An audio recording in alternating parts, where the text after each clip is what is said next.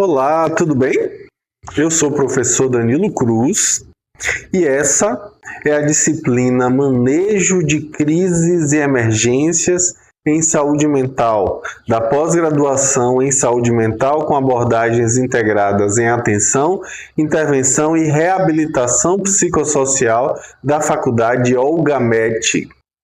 Essa é a aula sobre recursos internos para a atenção ao sofrimento psíquico. Afinal de contas, nós precisamos lembrar que não dá para cuidar do outro a contento se não se estiver cuidando de si mesmo. Pois bem, ao atender crises e urgências no âmbito do cuidado em liberdade, você vai precisar lidar com situações de grande riqueza clínica, contribuindo para o seu pleno amadurecimento como trabalhador da saúde mental. Mas o manejo dessas situações pode ser bastante estressante, nós sabemos disso. Por isso é importante que você possa mobilizar os seus recursos subjetivos de forma a lidar com essas situações da maneira mais tranquila e acolhedora possível. Você pode fazer isso através da discussão regular dos casos, da ajuda da equipe, da reflexão teórica, da supervisão clínico-institucional, mas também é necessário o exame de si mesmo, com atenção às suas limitações, às suas dificuldades de ordem pessoal. As situações de crise nos desafiam a tentar ultrapassar os nossos limites e também a cultivar nossas possibilidades, nossas potencialidades, o que é essencial para o trabalho que nós fazemos. Afinal de contas, cuidar do outro requer também um cuidado de si. É preciso que a gente perceba uma necessidade de disponibilidade para acolher.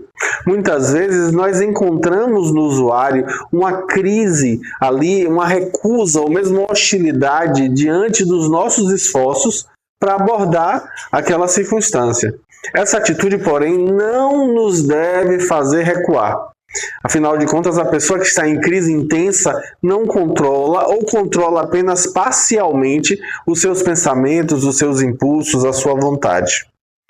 Tendo chegado a um ponto insuportável de sofrimento, essa pessoa pode se encontrar, por assim dizer, fora de si. Você pode ter certeza de que, por mais transtornado que o usuário esteja, ele perceberá a sua disponibilidade para acolhê-lo e será sensível a ela. Essa percepção do usuário poderá ocorrer tanto no momento do atendimento de sua crise, quanto em uma ocasião a posteriori. Portanto, é muito importante que você cultive uma postura realmente disponível, realmente acolhedora diante do outro. É preciso que você tenha uma abertura para escutar. Na primeira abordagem com o usuário que está em crise, é preciso colocar entre parênteses os nossos conhecimentos técnicos, para que a gente consiga aprender aquilo que apenas aquele caso específico nos pode ensinar. Nesse momento é importante que você fique à vontade para perguntar tudo o que for necessário. Não se trata, no entanto, de fazer um interrogatório com o usuário. Simplesmente formule com ele, com os familiares ou outros acompanhantes, as perguntas necessárias para avaliar os motivos daquele sofrimento presente e os riscos que esse sofrimento traz. É extremamente recomendável que você desenvolva a capacidade de manter em suspenso o seu próprio saber para apreender diante de cada pessoa e cada situação o novo e o singular que chegam até você. É preciso que você leve em conta os afetos e os desafetos, isso é desafiador. Quando atendemos uma pessoa, é absolutamente natural que ela nos desperte sentimentos de simpatia, de antipatia, ou até de forma mútua. Esses sentimentos, quaisquer que sejam, não devem determinar a nossa postura, a nossa forma de agir em relação a essa pessoa. Exercer certo domínio sobre as nossas atrações, sobre as nossas aversões, é um aprendizado absolutamente necessário para que o trabalhador de saúde mental consiga fazer bem o seu trabalho. Da mesma forma, as características pessoais e o comportamento do usuário não devem ser objeto de nosso julgamento moral. A gente não está ali para julgar. Quando o usuário em crise se mostra hostil, a ausência de cooperação, os xingamentos, as eventuais tentativas de agressão, a heteroagressividade, são atitudes que tendem a nos afastar dele. Mas é importante que isso não seja algo que você permita que aconteça. A real disponibilidade em acolher alguém se encontra ali naquele momento que está em grave sofrimento, precisa prevalecer diante dos afetos e desafetos que esse alguém pode despertar em você. E é preciso enfrentar medos, enfrentar inseguranças, enfrentar angústias que podem vir desse processo. Mesmo quando você consiga se manter disponível, mantendo ali sob controle os seus sentimentos de agrado ou desagrado que aquele usuário em crise lhe causa, há ainda outros sentimentos que você precisa levar em conta.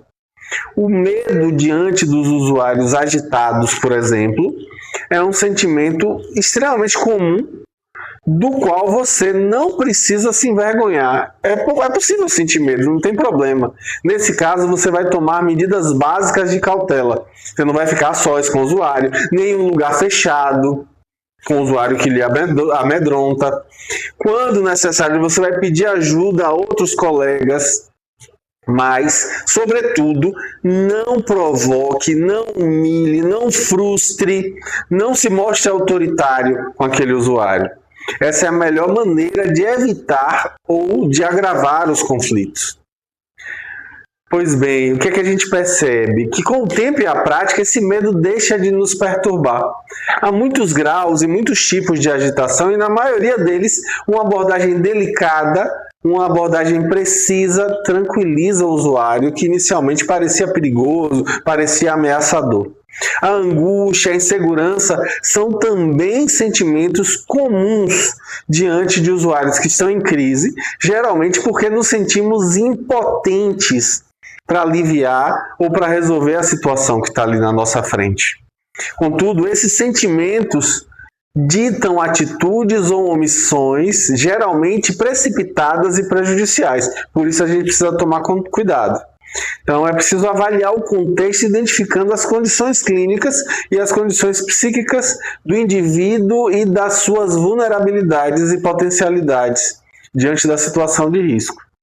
As crises podem se apresentar sob diferentes formas psicopatológicas e diferentes graus de intensidade.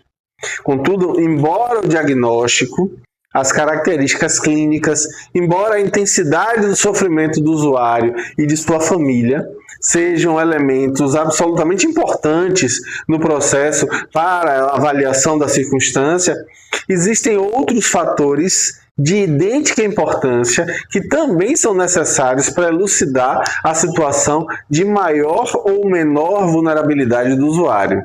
Diante de uma situação de crise, portanto, é importante verificar, dentre outros aspectos, as características psicopatológicas e a gravidade clínica do quadro, a intensidade do sofrimento daquela pessoa e das demais pessoas envolvidas, o grau dos distúrbios e o grau dos conflitos que a situação de crise provoca nas relações familiares e sociais.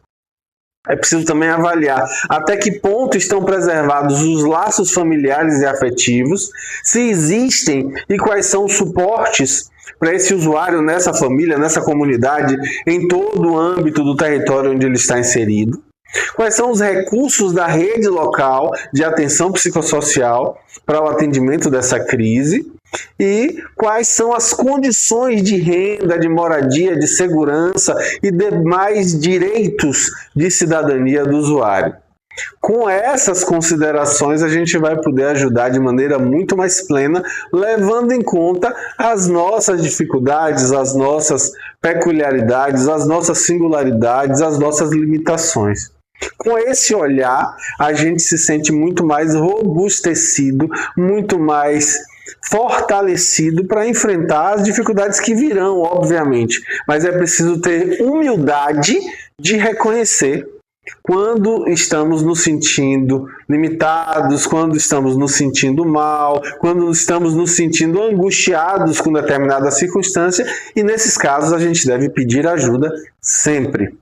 Ok? Pronto, maravilha! Até a próxima aula.